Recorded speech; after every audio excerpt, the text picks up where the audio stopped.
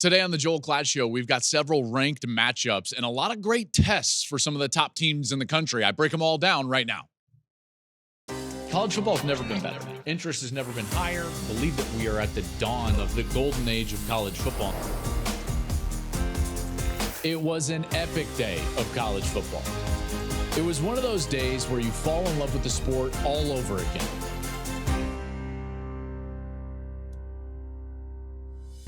What's up, everybody? Joel Klatt here. This is the Joel Klatt Show. And as always, this show is presented by Hampton by Hilton. Welcome in. Busy week so far in college football. As we are taping this show, no news on Michigan and the whole saga surrounding Michigan. So, as of right now, everybody's coaching this week. Nobody is suspended. There's been no action as of right now. Now, if you want to follow the show, please do so. Remember, wherever you're getting your podcast, go ahead and subscribe to the podcast. If you watch on YouTube, go ahead and subscribe to the Joel Klatt Show YouTube channel. We've got exclusives there. We're going to give you a film every now and again. Great film breakdown. So make sure to get over there. Even if you listen and you want to go over there and get that content on YouTube, please do that. And then on social media, wherever you like to social media, just go follow us at Joel Klatt Show. And we've got all of our content out there for you all week long. So some great games that we've got this week. I'm going to be at Penn State. So let's start there. Let's get into it. Let's start. We've got Michigan at Penn State in what is going to be an absolutely unbelievable game and environment, by the way. Can you imagine just the energy from that crowd? I mean, like it or not, Michigan is public enemy number one now in college football. If they weren't already in the Big Ten, they certainly are now. And so not only is it the 110,000 faithful in Beaver Stadium, but it's also going to be this sentiment from, and you feel it throughout college football.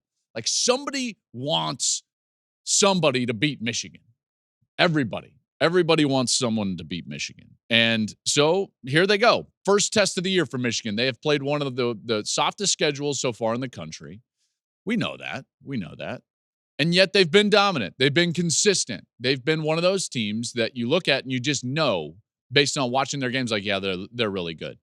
As I talk with coaches around the league, both the coaches that have played them and the ones that have just, watched them on tape, they all, to a man, say like, oh, yeah, regardless of what's going on, that's one of the best teams I've ever played.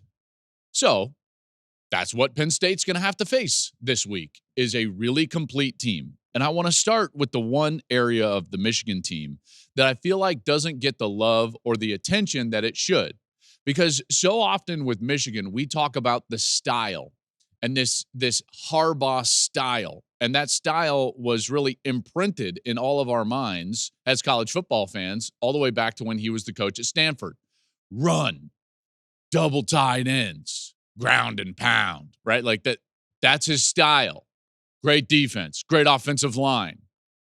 And yet this version is a little bit different. And I don't think people have really looked closely at what this team has become.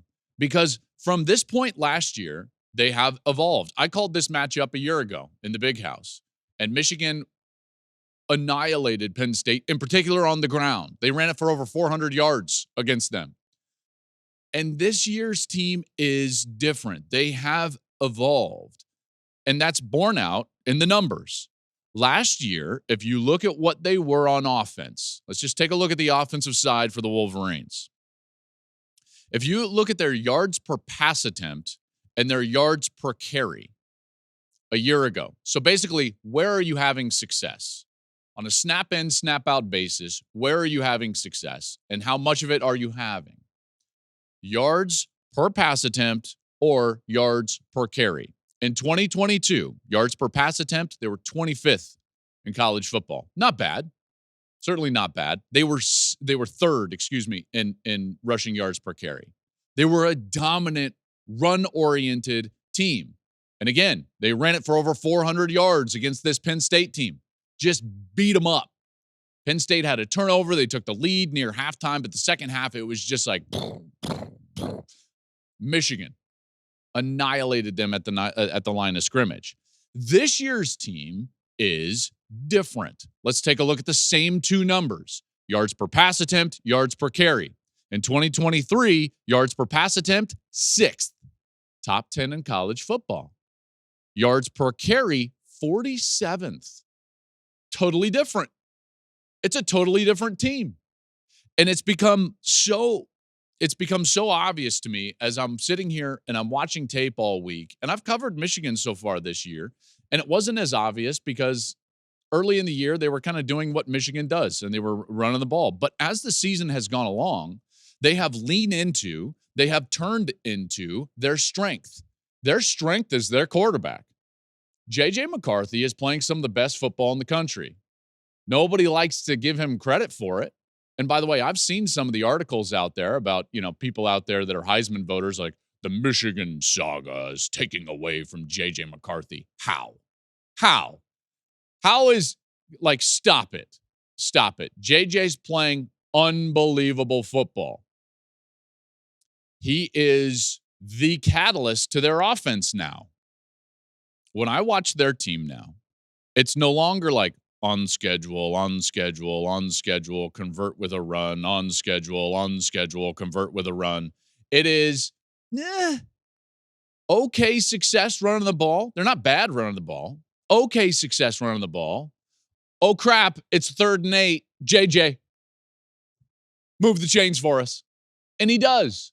He's been excellent on 3rd down. He's making he's making so many better decisions.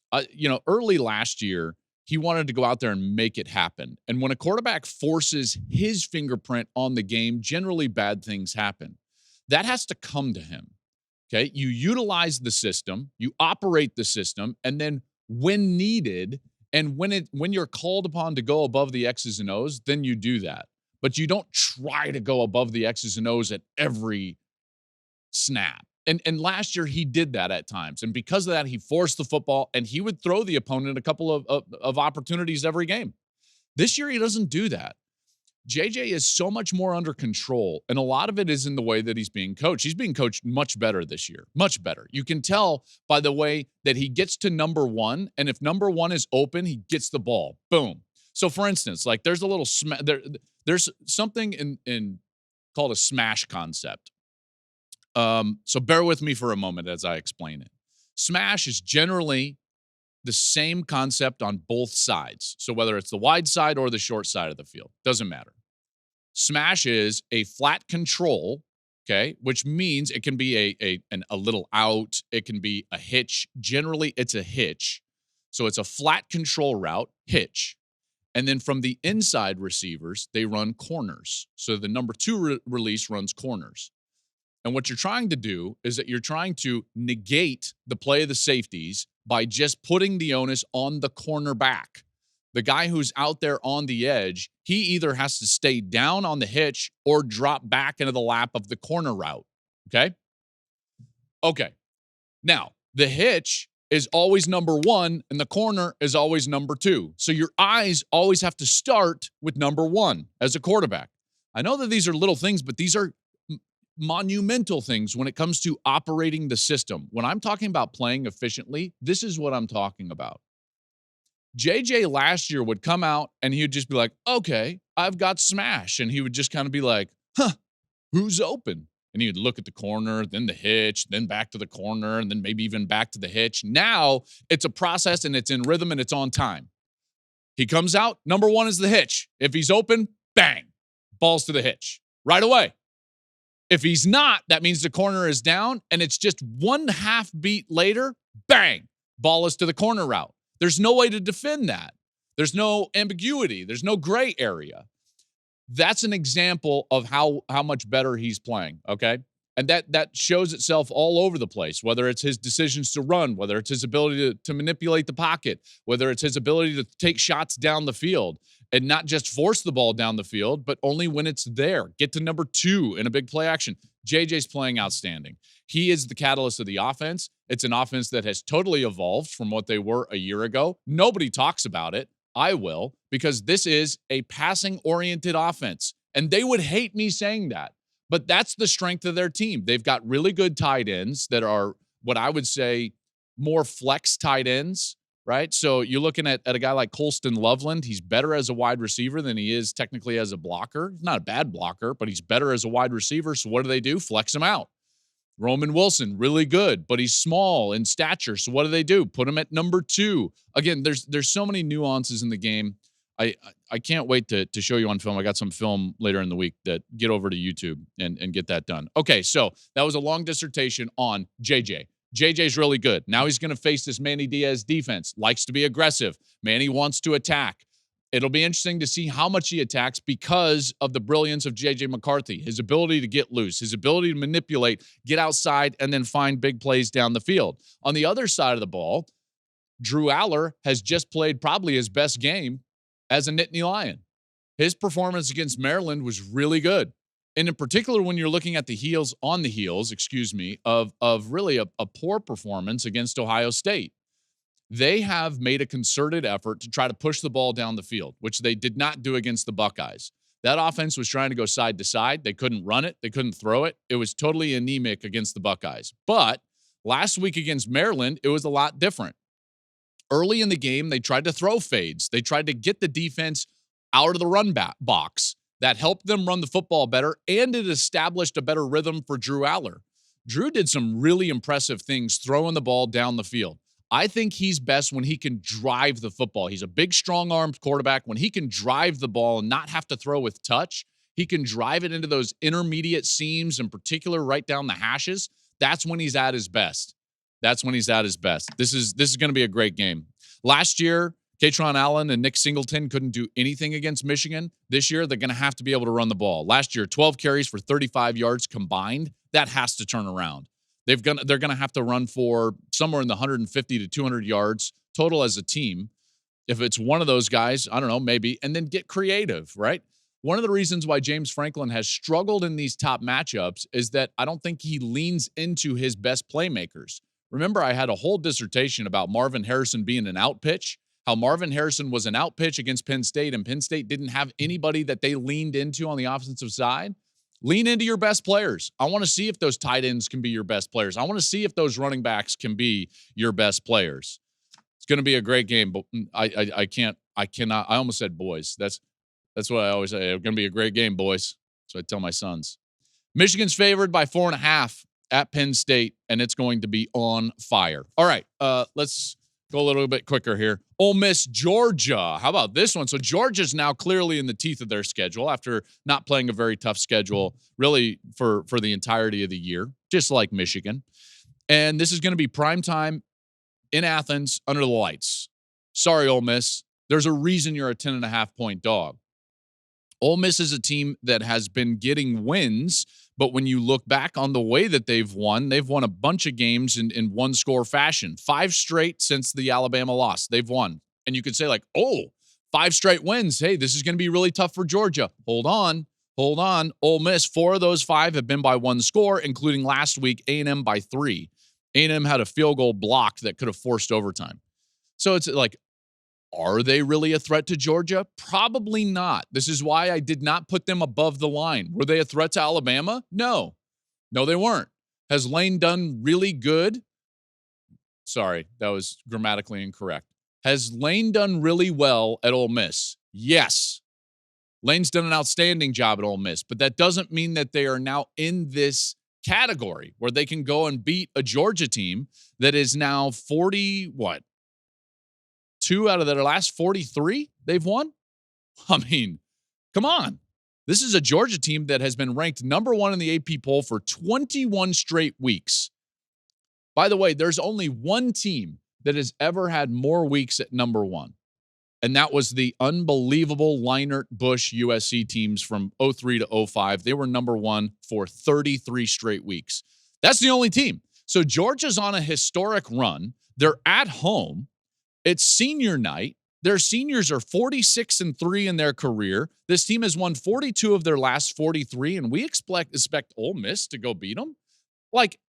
Hey, I like Jackson Dart, and I like Lane Kiffin, and Quinshon Judkins has been running the ball a lot better than he was to begin the year.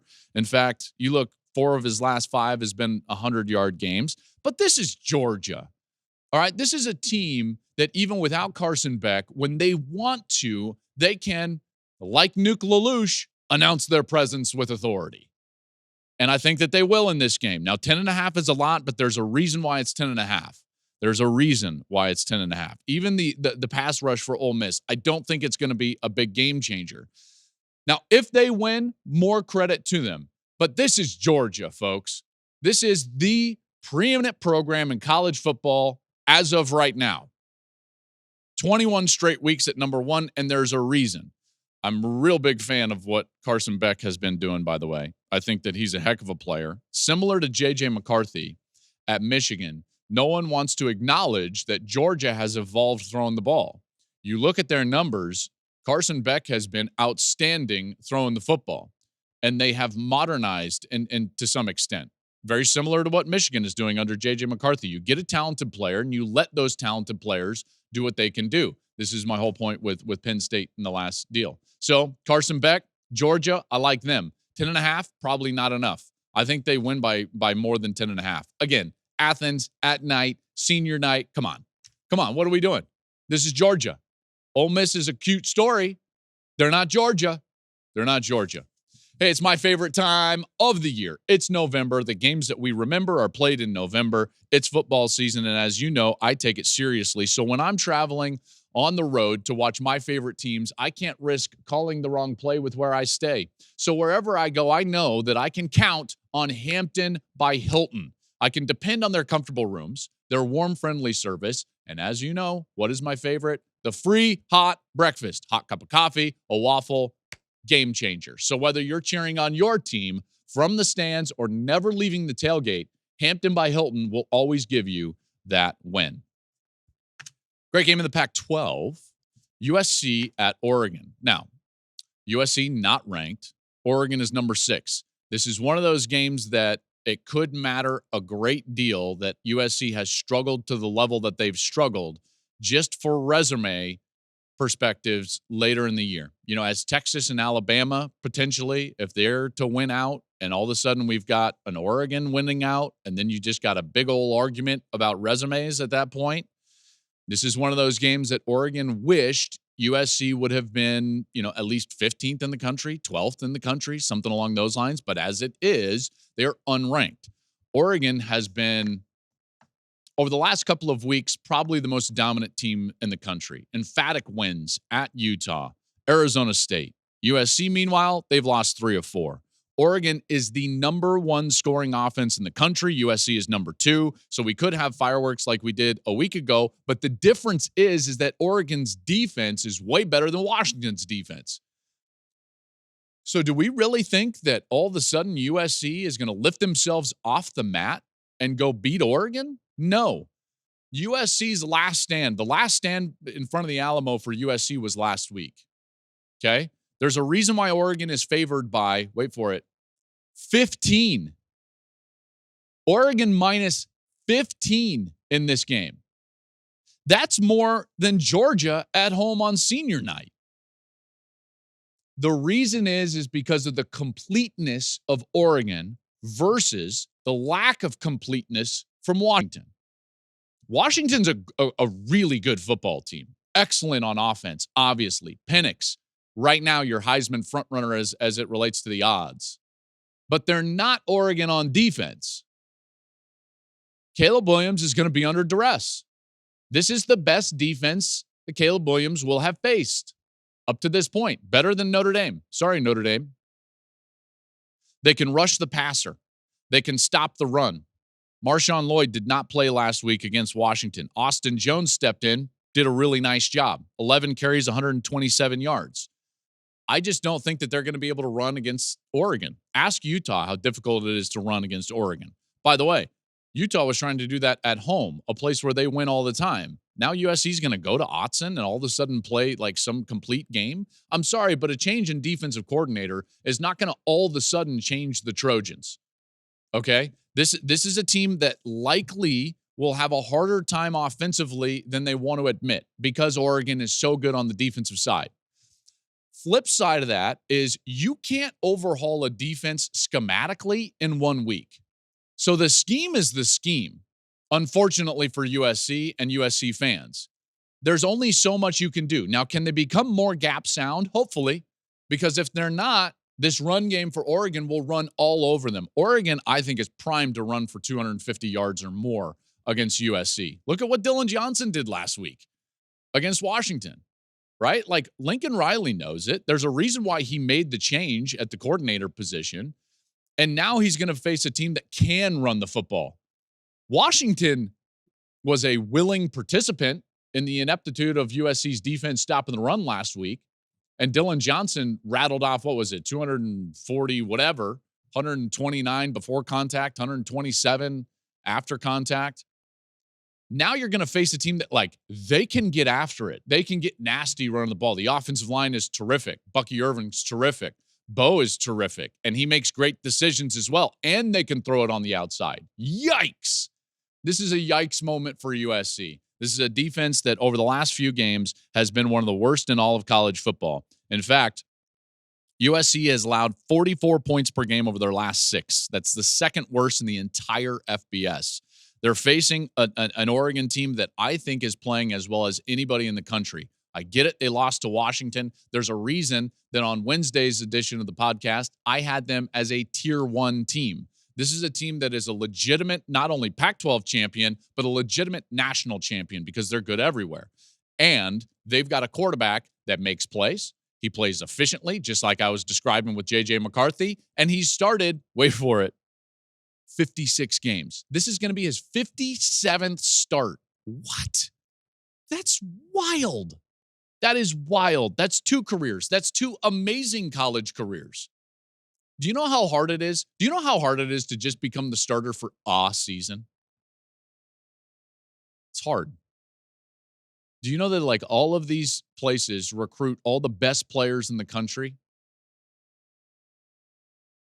Just becoming a starter for 1 year, difficult. Bo Nix is going to start his 57th game. There's nothing he hasn't seen.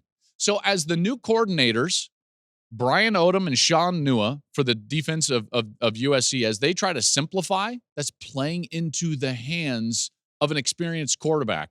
Watch out, man. I don't think 15 is enough. I think Oregon wins this one big. And again, like Nuke Lelouch, what are they going to do? Trying to announce my presence with authority. Announce your presence with authority. What are you talking? Love that movie.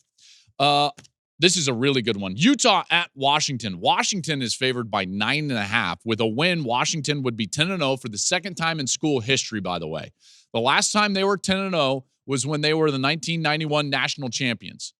Okay, so this is unprecedented, rarefied air for even the Huskies, trying to go 10-0 for the second time in school history. It will be difficult because this Utah team, granted, they've been up and down, but you know you're always going to get a fight.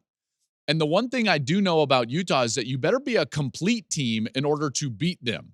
You better be willing to beat them at the line of scrimmage. That's what happened against Oregon State in the loss on that Friday night game in Corvallis. And that's clearly what happened against Oregon. And maybe it's just that you got to be from Oregon to beat Utah. Who knows? That remains to be seen. The problem for Washington is that they are not as dominant as either the Beavers or the Ducks. So guess what? Utah will be in this game. They will be able to run the football. They will be able to do things with their defensive front 7 that put pressure on Michael Penix. So this is part of the issue with not being as complete as, let's say, an Oregon. Penix, by the way, has thrown 5 interceptions over the last 4 games, at least 1 in 4 straight. The Utes just scored 55 against Arizona State in their first game since that loss to Oregon. The defense, by the way, they held Arizona State to 3 points and 83 total yards. They were embarrassed by the Ducks. It showed in the way that they played against Arizona State. Utah then on the offensive side, they ran it for over 350 yards against Arizona State. Bryson Barnes threw 4 touchdown passes. I'm just saying, watch out. Washington's defense has allowed 30 points in 4 of their last 6 games. You get where I'm going. 9.5 is too much. That's number one. If not, just outright, maybe Utah can clip them in this game. I'm not going to go that far. I think Washington wins. I think it's a really tight game. Really tight game. Remember, Arizona State went up there and shut down that offense. It can be done. This is not an offense that just goes off every single week. It can be done. If someone's going to do it, it's probably Utah. The way that they pressure, the way that they're aggressive. So 9.5 is too much for Washington in this game. Jalen McMillan has just not been able to shake that lower leg injury. So it's to Adunze and Polk, which, hey, that was fantastic against USC, but this is Utah we're talking about. So we'll see how it all shakes out. Like I said, Washington gets to 10-0. I'm picking Washington in the game. They're not winning by 9.5. Let's move on. Alabama at Kentucky. Bama's favored by 10.5. Kentucky, remember that for a moment in this season, we thought to ourselves, like, oh, hey, look at Kentucky. And then we tried to build up, like, can they go into Georgia and win? And Georgia was like, no, they can't. And now here's Bama. They can clinch the SEC West with a win over Kentucky. By the way, Oregon Ole Miss lost to Georgia. So we are quickly getting to that point in the season where we know that it's going to be Alabama and Georgia in the SEC title game. The only question is it going to be an undefeated Georgia and a one-loss Bama, or is one of these teams going to stub their toe leading up to that game in Atlanta? Bama has not been on the road in like a month. They've played 3 straight at home, so we'll see how they do that. But they are coming off of their most complete game. Not me saying it. That's what Nick Saban said. He said their win over LSU was their most complete game that they've played all season long. Now, can you expect them to play at that level right away the next week? I don't know. Remember, this is still college football. This is still ebbs and flows. You've got a floor, you've got a ceiling, and it's totally unrealistic to think that you can play at your ceiling every single week.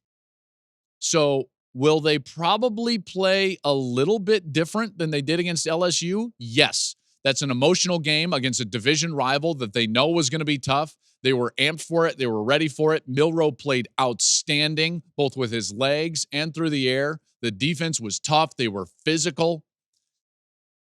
Should we expect them to play a little bit more sluggish? Yes. Is Kentucky good enough to take advantage of that? Probably not. Probably not. I look at the line play for Alabama and the win over LSU, and I just think to myself, this team's continued to develop. They have continued to get better at that point. Kentucky's run game, by the way, has totally hit the skids. After they ran for 300 yards against Florida, they've lost 3 straight, Georgia, Missouri, and Tennessee. They bounced back with a win over Mississippi State last week, but this is not a team ready to go up into that echelon of like Bama, Georgia. They can't even get into the echelon of Mizzou and Tennessee. So, like 10.5, probably not enough. Alabama has wins over Ole Miss, Tennessee, and LSU this season. The only blemish was that loss to Texas in a game in which Texas played great. We know how good Texas is at the line of scrimmage. They had Quinn Ewers. Alabama's a really good team. This is why they're an above-the-line team for me. Bama, number 8 in the country, favored by 10.5 at Kentucky. They go on the road, they get a win, and they cover. Tennessee at Mizzou. Woo! I think this is going to be a really good game. Both of Tennessee's losses this year have come on the road. So they did not play well at Florida. They did not play well at Alabama. Now they got to go back on the road. Now, I've played in Columbia, Missouri. It's not the Swamp, and it's not Tuscaloosa. Sorry, Mizzou fans. Mizzou fans were all over me last week, by the way. Remember I gave you the sleepers? The teams that like, hey, they've got a shot if they can win out, and they were LSU and Penn State. Now, LSU wasn't able to do that. LSU had a track to win the SEC championship, and everyone was like, what about Mizzou? They could beat Georgia. No, you can't. No, you couldn't. Sorry, not in Athens. And even though they gave it yeoman's effort, and they couldn't do that. However, they are so much better than I think people realize.